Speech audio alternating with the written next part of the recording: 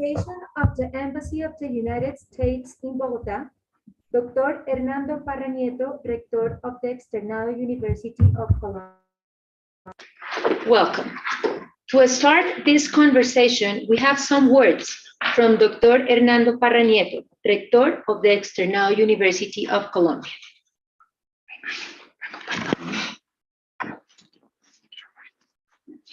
Good morning for everyone. Connecticut Senator Chris Murphy, representative for the 4th District of Illinois, Jesus Joy Garcia, Missouri 1st District Representative Cory Bush. Welcome to this university. We have developed our activities and education for more than 136 years, promoting the values of democracy, freedom, liberty, and tolerance.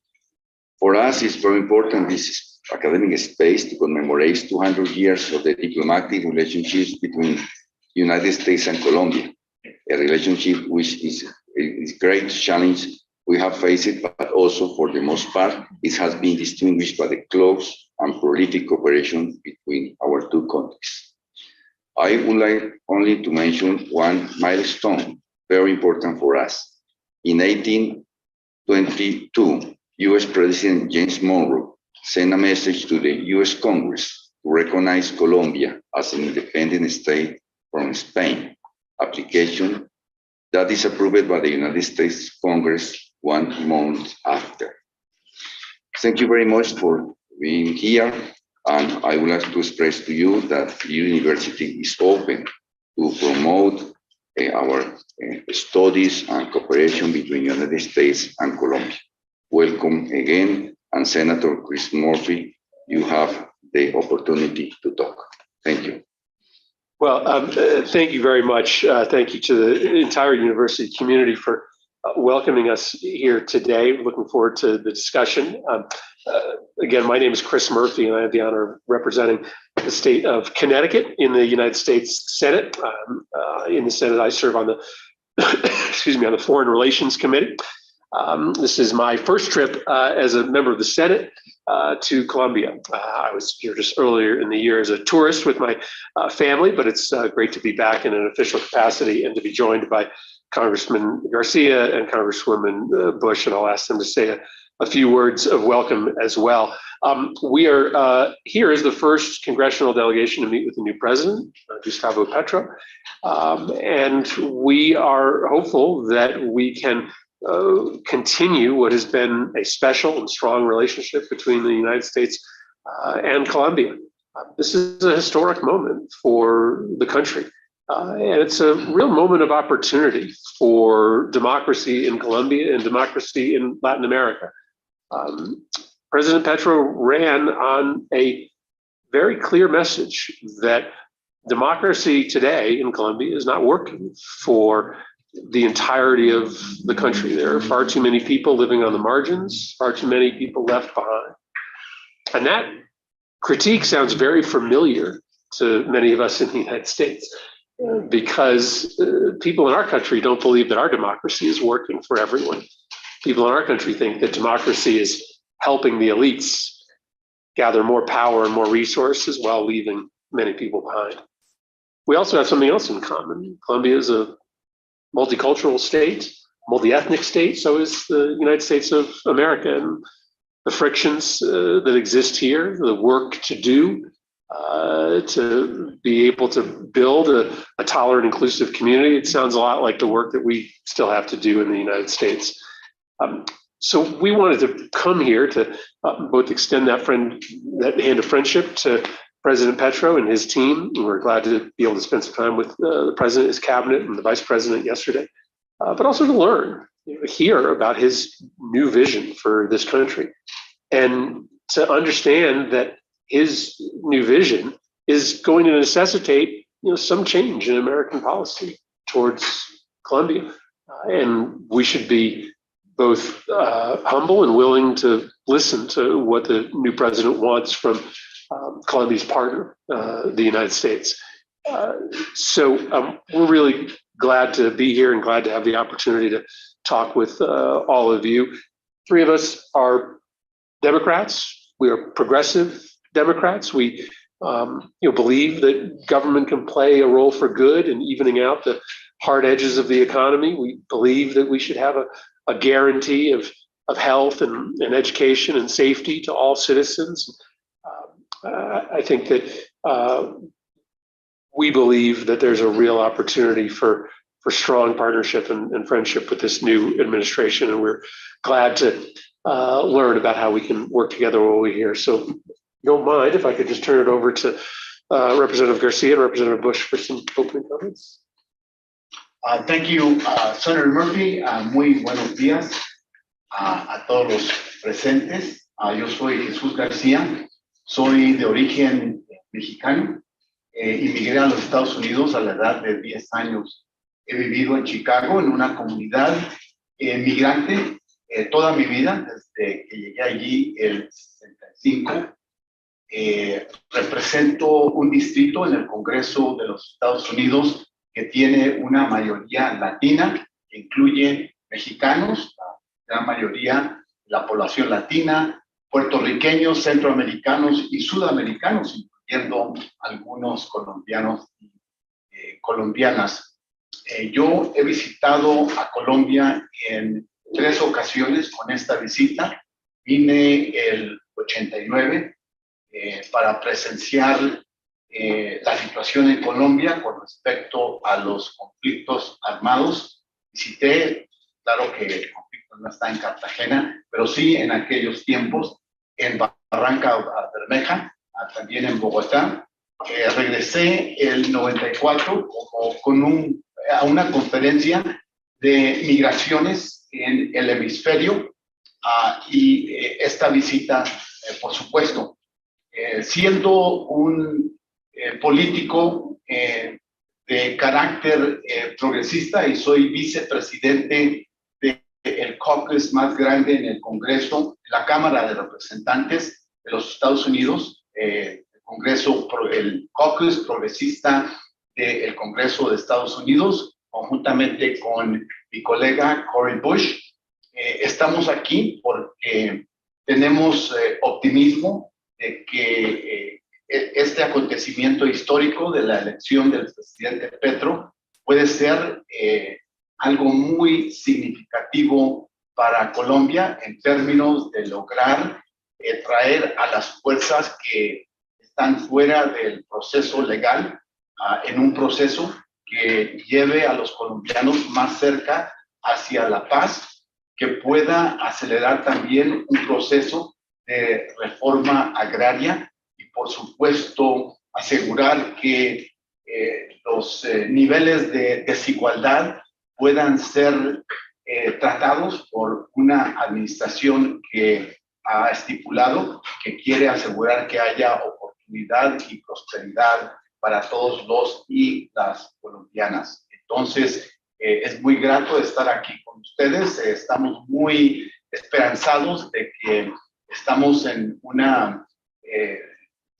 un tiempo histórico que pueda tener un impacto positivo en Sudamérica y en el resto de América Latina. Muchas gracias. Hello, I am Cori Bush. I am the Congresswoman representing St. Louis, Missouri. And just a little bit about my community. St. Louis is a very vibrant community, a lot of flavor, a lot of love, and a lot of heart. We are a resilient community. We've come through a lot of hardships, and we have a long, long way to go. A lot of it due to policy violence, disinvestment, or just being overlooked because, I've learned that if you don't speak up for power, if you don't speak up for what you need, your community can be left behind. And that's what has happened in mine. We are a sanctuary city where we do have a lot of asylum seekers and refugees who come to our community, and we welcome them with open arms. But our community is also one that is striving as we're opening our arms for all of those seeking asylum here in the United States. We have communities that for as long as we've been there have not received the resources or the investment that we've needed. And so that is something that we're really working on in locally, and that is a work that I do bring to Congress as an activist. My background is I'm a registered nurse. I spent 10 years teaching early childhood, and I am most of my work as a nurse has been community health, mental health, working with the unhoused community, working to fight human trafficking, but also myself working for years, working low wage, not being able to afford my own rent. I was unhoused, lived out of a car with 2 kids for quite some time. And I've lived a lot of the experiences. I'm a victim of gun violence, a survivor of gun violence.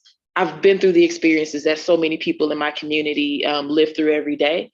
And so that's how I advocate in Congress, and looking at and hearing from so many people here as we have talked with, we've had many meetings and hearing some of the similarities.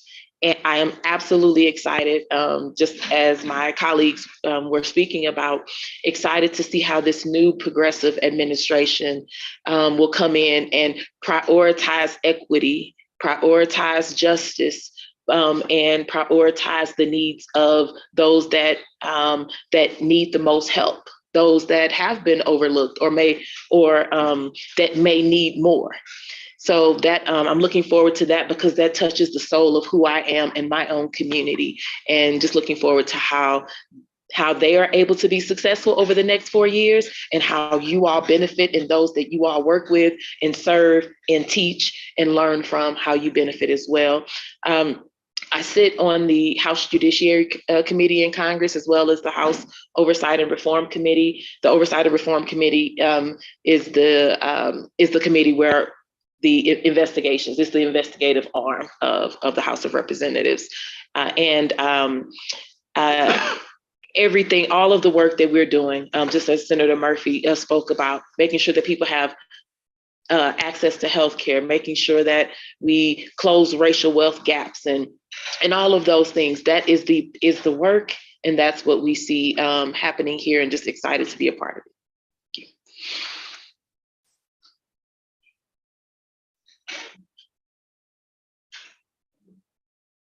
Thank you. Everyone wants to participate. Teresita, please go ahead. I just have one question. You're pressed for time. And that I was looking at the topic 200 years of relationships, and the president has told you about the time when the US recognized Colombia 200 years ago, exactly what we're celebrating.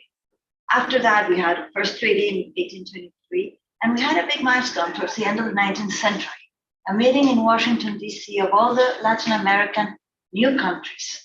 And out of that meeting, the idea that we can look out together, we can gaze out together in the same direction with the US, I guess, was born, and talking about democracy and common agenda.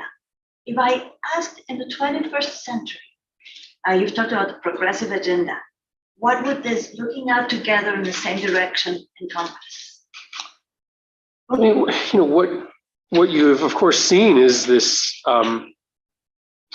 explosion of democracy in the Western Hemisphere over the course of the last century, and specifically the last several decades. And we hope that the United States has played a role in modeling how participatory democracy benefits citizens and helps grow economies. And I think more than anything else, that's what binds us together, right? Is our common commitment to democracy. We also have, a tremendously integrated economy. It's American companies that are here. It's Colombian companies and South and Central American companies that are in the United States. And as Representative Garcia represents, right, we have a commonality of people and cultures, right? Increasingly, American culture is influenced by Mexican culture and Central American and South American culture, and that makes us stronger, just like the cultures of Eastern Europe and Central Europe and Southern Europe influenced the United States in the 1800s and early 1900s. And so we're bound together, right, by a common commitment to democracy, by integrated economy, and by cultures that really strengthen each other. And I think, at a moment where there are threats to democracy all over the world, there are threats to democracy right here in the hemisphere. This is a moment for us to really do that work together. And so, what I heard from President Petro yesterday is, someone who's committed to showing how democracy can work. And that's what's happening right now. People are walking away from democracy because they were told that democracy was the best way to spread opportunity, and they look at their lives and they say, well, wait a second, my kids are going to be worse off than I was. How is democracy working for me? So if you want to save democracy, then you better find a way to provide opportunity to folks that are sitting on the sidelines of the mainstream economy right now, and that, I think, is the common work that we're engaged in right now.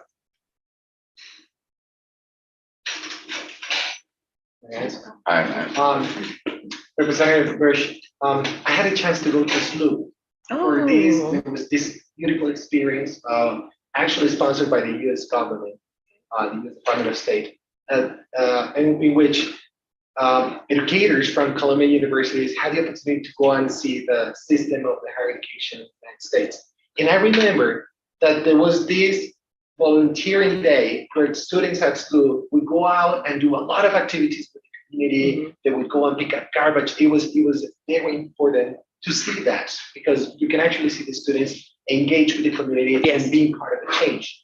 In this agenda, I remember that President Barack Obama created this 100,000 Strong in America's Innovation Fund to see how is it that students from the United States can actually interact with students in Latin America, in our countries. How do you see the empowerment of the youth in these type of agendas, in being leaders or of being change makers in the region? Is there a possibility to actually continue with those agendas where students from the United States can interact with students in the Latin American countries, in Colombia, to actually be part of that change that we're expected to have in the integration of the region? How do you foresee that? Yeah, absolutely. Now I would need to look into that and see where that is right now, where that program is. But the thing is, I look at our youth as the leaders they are now. I know that we spend a lot of time talking about who our youth are going to be, but who are they now? We have seen some amazing youth, even right here in Colombia. We met with a group, and just hearing them speak about their experiences here locally and just the differences in living in different territories, and but how those experiences have shaped the way that they approach just life as a whole. But also, I can look at that and think about where I come from and the youth that are doing that exact same work. So like that program where the students went out into the community, one thing that came out of the Ferguson uprising, where a 18-year-old boy, Michael Brown Jr., was killed by a police officer. He was unarmed. And 400 days of protest. I was a part of that protest. But those were mostly youth. I was like, they would call me the mom. There were some elders, there were some folks older than me, but for the most part, like I was that in between. So it was mostly 15, 16, 17, 18-year-old folks out there sustaining a movement for 400 days, rain, sleet, hail, snow, and organizing. So, but they did it in the face of all the brutality, all of the racism, all of losing jobs, losing homes, losing family members. And they kept that, and that has reverberated around the world to movements happening even now. So we have to look at our youth as those that are they bring courage and they bring tenacity in a way that that sometimes it changes up when we get a little older. But one thing that we pushed on as activists was, if you have power, if you're in these institutions that many of us can't access because we don't have the money or we don't have the grades, we didn't have the upbringing, then you need to reach back to the community. You need to show yourselves. It's more than having meetings within the university and inviting all the big wigs and all of that. Show us by being present, because we showed you what we can do out marching on those streets, and we don't have access to what you have at SLU or any other place. So you come out. And so that has changed. So St. Louis is a different place through the movement of all of those young people that rose up in support to save Black lives.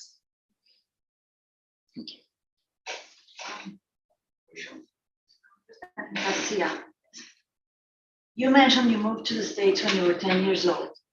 As someone who has survived those changes that are never easy, how do you think we could support, or it could be part of the binational agenda, the idea of the peace process, so that we are able to stay here to avoid those kinds of changes? You think that's an important step in the agenda, the peace process in the US? I do. I think that if you look at our southern border, US-Mexico border, and who is showing up there, you see increasingly, especially in the last year or so, Colombianos, Venezolanos, Central Americans, of course. They have been the group that has been leaving Central America the most over the past 6 to 8 years. There's a story there about what's going on in the hemisphere. And of course, I omitted Haiti and other countries as well, but there's a story there of why people are being displaced or forced out of their countries of origin. It's not that they believe that the streets are paved with gold in America. They're leaving because of conflict. They're leaving because of repression. They're leaving increasingly because of climate change, and areas are not sustainable, Guatemala, Honduras, etc. So crafting new policies that are not rooted in militarism, Central America being the case, I've been a critic of some of the military support and actions that my government has taken in Colombia over the years. We've got to look at other ways of resolving conflict.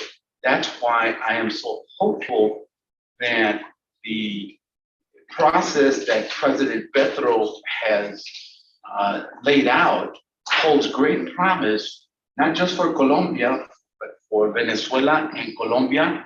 Dialogue and diplomacy are really critical to that. And in the same way, that type of engagement is critical in Central America. So I see our young people in the US, especially people of color, Latinos, regardless of nationality, as great attributes to the country, who have tremendous potential for shedding light on what is going on here, helping our country better understand the dynamics of migration and why migrations are occurring, and at the same time countering the xenophobic rhetoric and actions of politicians, most of them concentrated not in our party, but in the other party. At this moment in time in history, we don't have a monopoly on that, of course, but I think that that is a new integration of the countries in the Americas that needs to happen, and is happening. And I think that young people who are of Latino origin are great attributes for America and for American foreign policy. And that's why, in part, why I'm here and excited, because of the promise that that's in the air. Obviously, we'll be following the debate around the proposals that President Petro has put forward. the coalition that comes together, but we're also hoping that that will lead to other breakthroughs that moves us away from armed conflict, from military approaches to solving problems that are rooted in economics and in historical patterns of exclusion of many marginalized groups.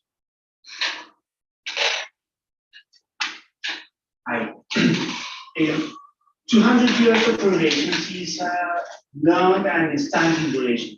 Ups and downs, successful histories, maybe failure projects.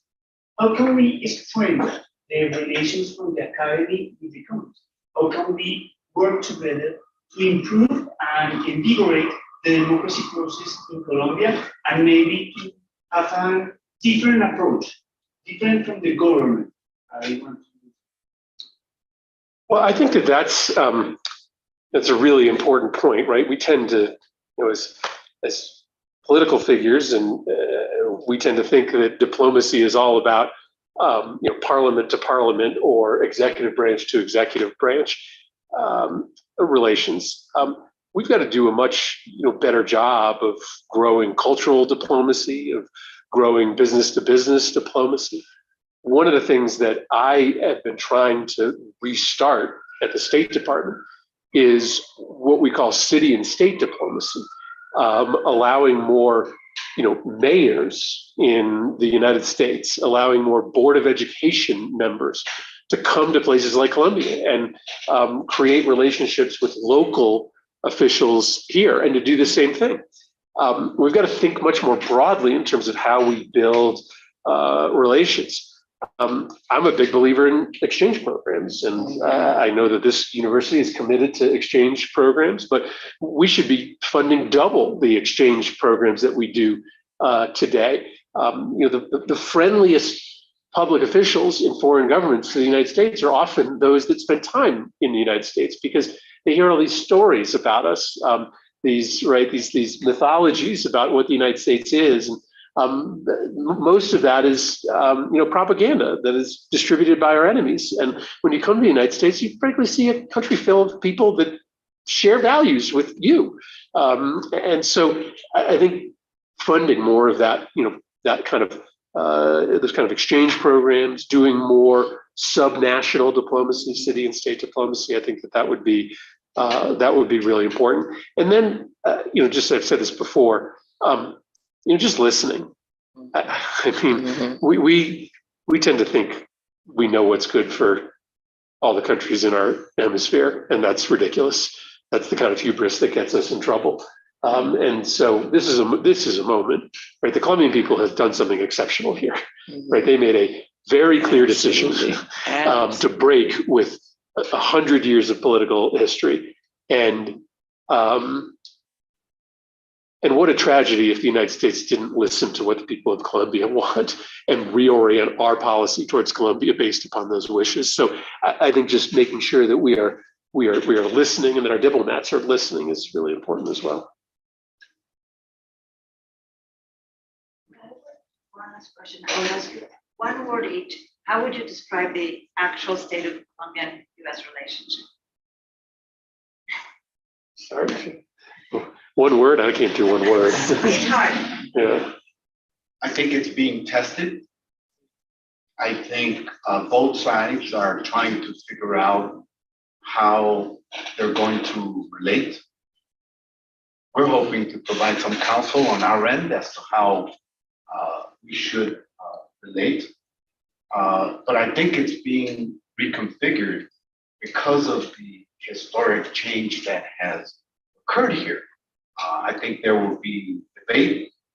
You'll see it in the Foreign Relations Committee in the Senate, certainly in the House as well. You'll see it, I think, in the White House. And I think it will force us to reconsider what we've done at least over the past 2 decades and to ask the question, is it time to make changes in our foreign policy? I personally think we still operate a whole lot through the lens of the Cold War as it relates to relationships in Latin America. And we like to claim that the Cold War is over. But you do have new actors as like China that, you know, could revive that thinking with updated justification, I suppose. Yeah, we have this strange thing. That wasn't one word. No, it wasn't one word. You know, you started with a word. You started with a word. That was good. That was good. Well, I don't know that I can find a word, but let me just add on to what Chewy said. We have this strange thing that's happening in U.S. in congressional policy towards Latin America. So we're progressive Democrats, but we're happy to build a strong relationship with a conservative government in Colombia. Because we believe we have vital national interests here, regardless of whether there is a right-leaning administration or a left-leaning administration, right? Many Republicans in the United States Congress are writing off the Petro administration, are writing off governments all over Latin America because those governments don't line up with Republican political priorities. That's ridiculous. And so this relationship is being, I think Chewy's right that this relationship is being tested right now. But part of that test is due to what's happening in the United States, is due to this decision that's been made by some of our Republican colleagues to say to Latin America, if you don't choose leaders that line up with our political priorities in the United States, then we don't want to do business with you. I mean, that's bad foreign policy. That's bad foreign policy. And it looks a little strange when the United States is willing to cozy up to all sorts of dictatorships, you know, in the Middle East and Africa and Asia. And yet when there's a democratic government elected in Colombia that might be a little bit further to the left than some Republican politicians in the United States, we say that that's a line that we can't cross.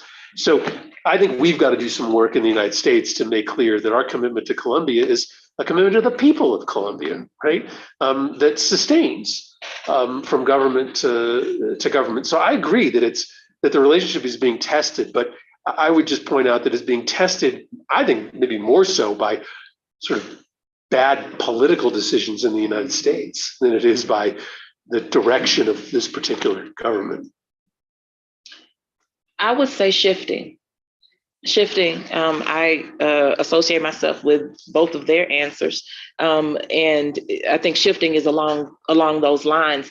There has to be like a new lens. Like we have to see this thing through different glasses now, because there's an administration that has, this type of administration has never been present here in Colombia before. And to have that, the mindset that they're walking in with the perspective, there will have to be a shifting of how the US, what those relationships were like before, what policy looked like, you know, how we worked together on policy before. And we hope to, because we're here and we've had these meetings, we hope to be able to influence what that looks like. Because we're talking about progressives, a progressive administration. We are progressive Democrats. And so being able to make that connection and speak up in that way is important. But I mean, I'll add, I didn't give a word, so I'll finish with a word, which is vital. Yeah. Because, you know, this is a 200-year relationship. Mm-hmm. It's a special relationship. And if our relationship can't succeed, then it's very hard for any other U.S. bilateral relationships in the hemisphere to succeed, because this is built on such strong foundation.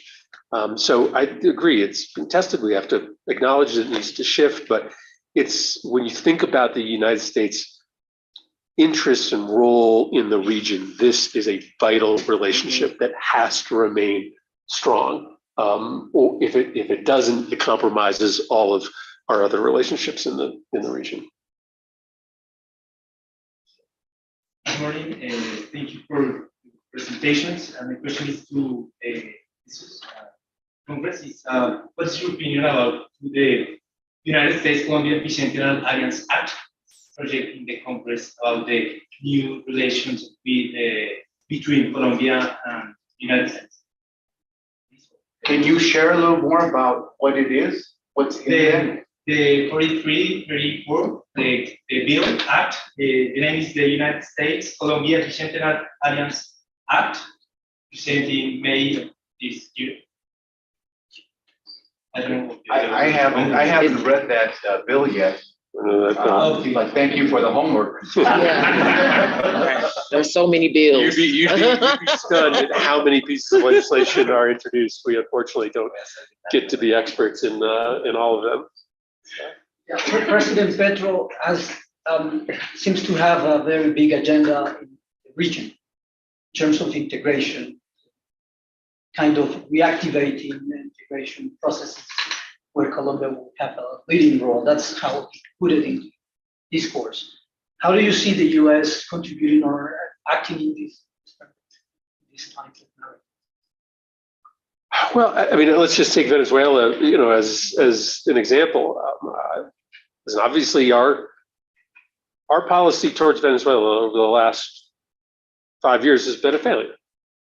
In particular, the Trump administration's policy was a disaster. They had this belief that they would dramatically raise the pressure on the Maduro government, recognize Guaido, and in an instant, Maduro would collapse and Guaido would be elevated to the presidency. That didn't happen. And we damaged a lot of relationships in the hemisphere by going largely our own way. The Biden administration clearly has smartly decided to open up a dialogue with the Maduro administration to find a path forward to elections. And my sense is that those discussions are bearing fruit. Similarly, President Petro has decided to open up that channel of communication as well, to open up the border, which could benefit the economy and relieve some of the pressure on the Venezuelan people. And there's a real opportunity for partnership there, for the United States and the Colombian government to work together on trying to both solve some of the tensions on the border that are most acute for Colombia, but also try to have a path forward for Venezuela in which they are back as part of the international community, with a commitment to open and free elections. I think that's the only path forward right now. And Colombia has obviously done just heroic work. I mean, I credit the UK government for opening Colombia's doors and taking in all of these refugees, a tremendous burden in the middle of COVID, and how heroic was that work. But that can't be the permanent policy. Just being a welcoming site for refugees, you ultimately have to allow people in Venezuela the chance to stay home with their families, and the only way for that to happen is for Venezuela to make a commitment to elections and for the sanctions to be released.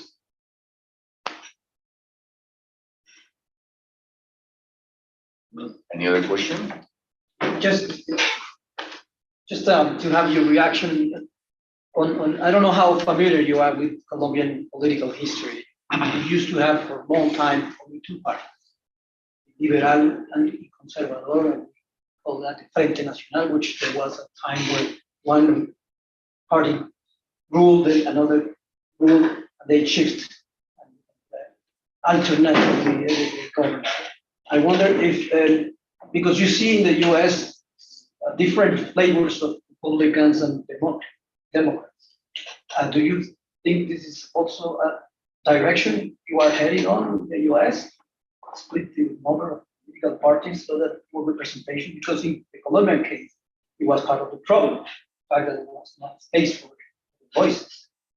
So it's interesting to hear you say progressive Democrats, which means there are other Democrats, and so on and so forth. Same for Republicans, diversity.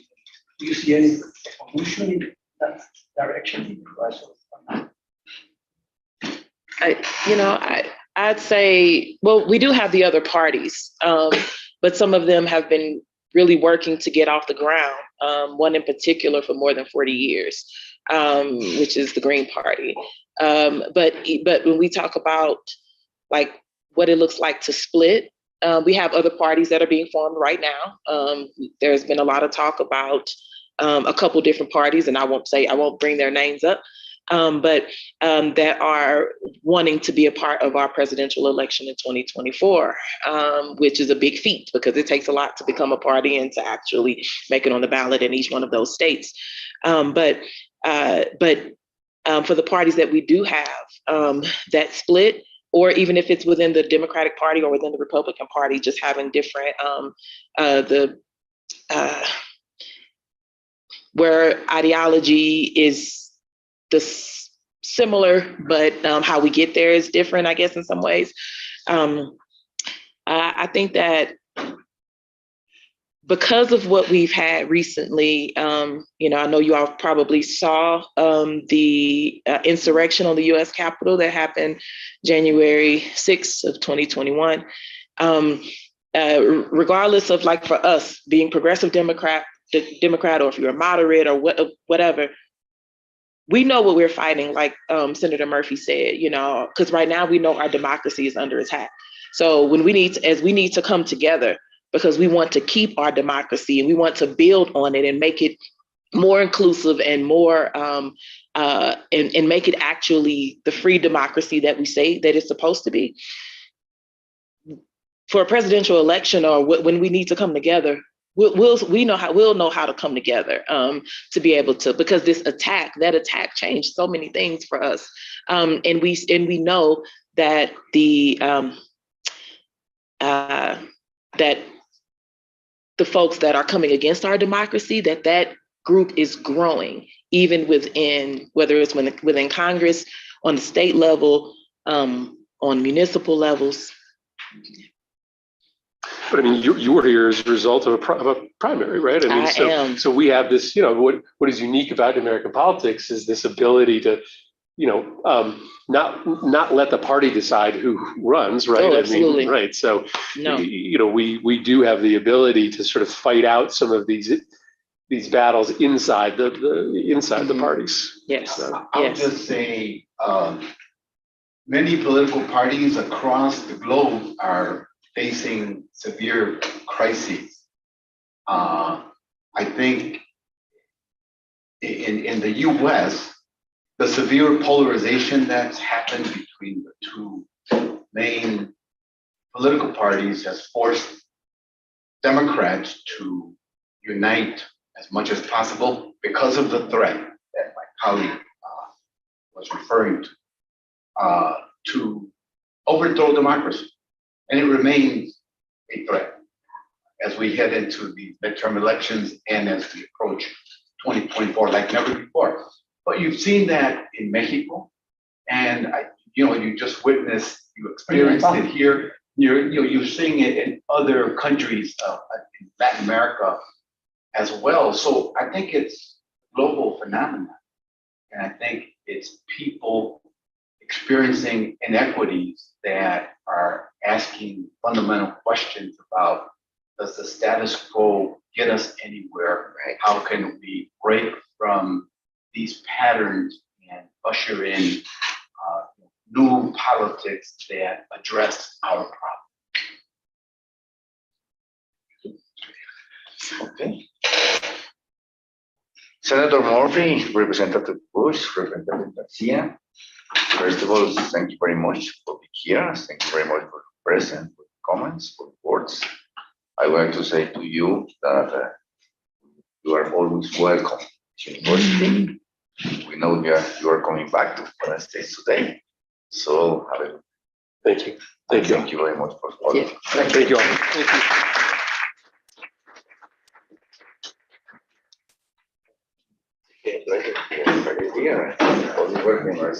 We're actually headed